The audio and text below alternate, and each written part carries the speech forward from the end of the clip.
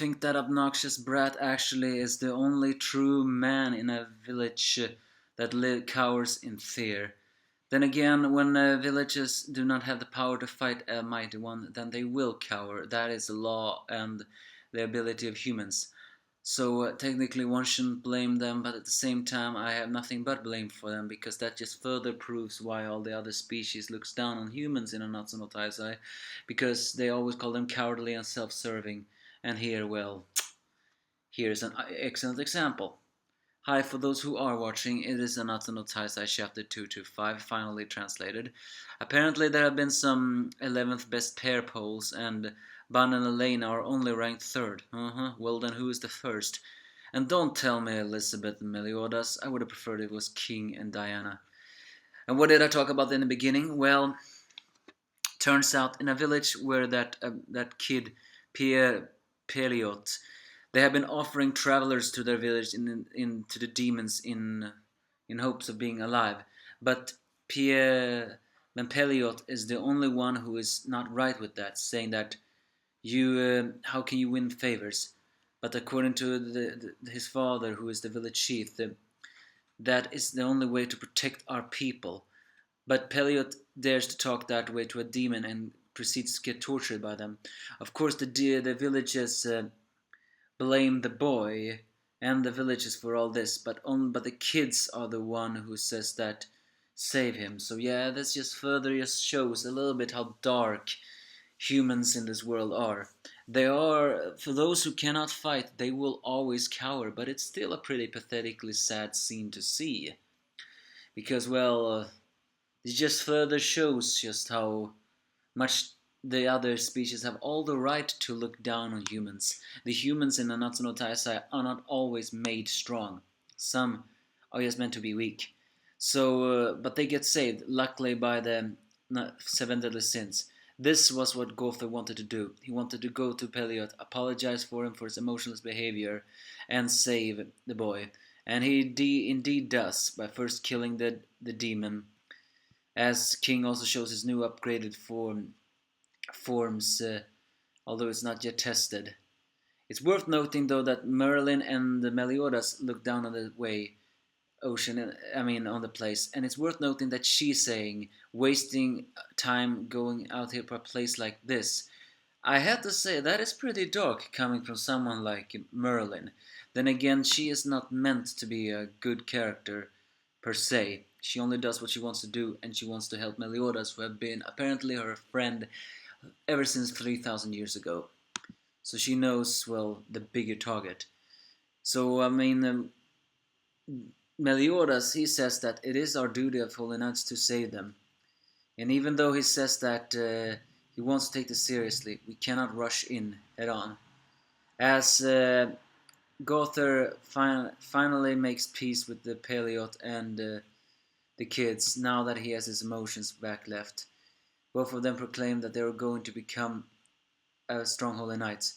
And then we get to the scene that is actually a bit interesting. Well, it's not interesting because this seems to imply something of a reviewer I hate to watch. I mean, there's a reviewer. I sometimes watch his reviews because, well, who doesn't? But technically, I don't like his reviews, actually. Everything about him makes me up. No, not technically that. I just don't like the reviews. But there was someone who made a point that saying that maybe Ban will now decide to die.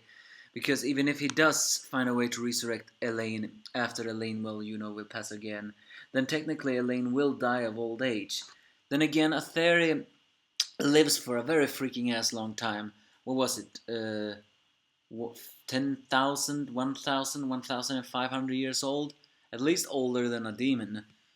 And Elaine have apparently lived even longer than that. Because, well, she is the sister of a fairy king, and a fairy king can even live longer than that. But the way Ban allows the demon to hurt him, he thinks about the time he said to Meliodas, "Do you know what it feels like to let a woman you love die a second time?"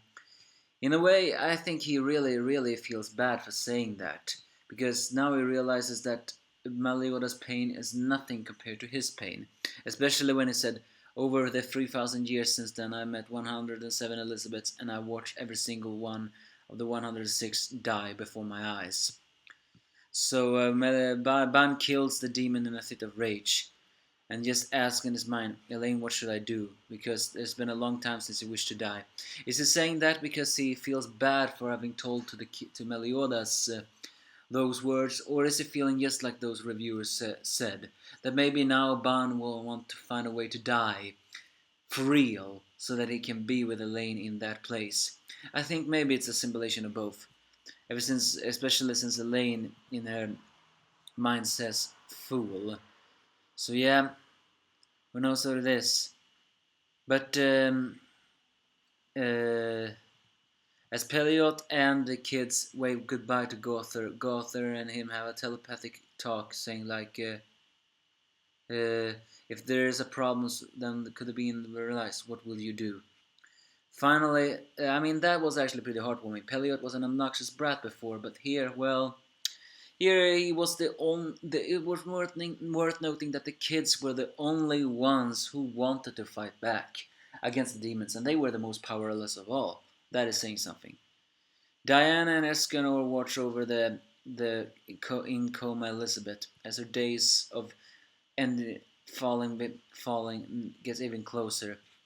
It's as both Diana and Escanor blames themselves for all this. Diana for encouraging Elizabeth to awaken her memory, and Escanor for begging Elizabeth to save Merlin. Even though, but it's strangely Hawk who says that there is no one's fault. The one who's suffering most is Elizabeth. So we will find a way to save Elizabeth.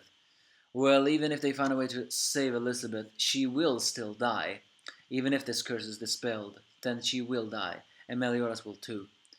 As the days go by, finally, I don't know, maybe 2 nights have passed, and now Elizabeth only has 1 day left, or maybe 3 days already have passed, and she has just hung on.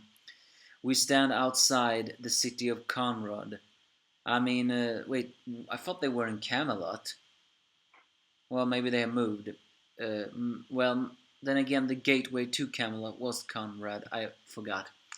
As the holy knights of the seven deadly sins prepare, a strange guest appears in the case, one who makes Meliodas' blood boil, as he taunts Elizabeth's situation, saying that she's still alive, huh? What a stubborn, resilient brother. It's none other than Seldoris. As even though Merlin tries to tell Meliodas to not fall for that, Meliodas, we all know that when Meliodas surrenders to his impulse, especially those feelings of his love Elizabeth, then no one can reason with him. He jumps at his little brother, as the little brother only taunts the older one by saying, "Wake up already and stop being imprisoned by that woman." I found that pretty strange to hearing that coming from a Seldaris. I mean, before he has said, "My misguided older brother, with your death, one of our first revenge will be complete." But now he just suddenly says, "My dear old brother, stop being imprisoned by that." Then again, he is probably sarcastic. But also seeing that the Demon King said that he wants Meliodas to weigh with him empathy and become the cruel demon he once was. Maybe Seldoris, as the Demon King's representative, really do believe that Meliodas could have become the cruel demon he once was if he only stopped hanging on to Elizabeth. Who knows? Maybe it's a situation of both. I mean, he hates Elizabeth and Meliodas with a passion. That much I am pretty sure.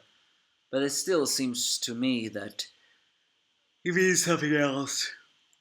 Who knows? I mean, I still wouldn't surprise me if the Demon King calls Meliodas his favorite son. I mean, I at least hope it is that case. If the Demon King calls Meliodas his favorite son, then that will only further show why Seldaris hate him. Because, well, his misguided brother is still the favorite of the Demon King, even though he, Seldaris, I mean, is now the representative.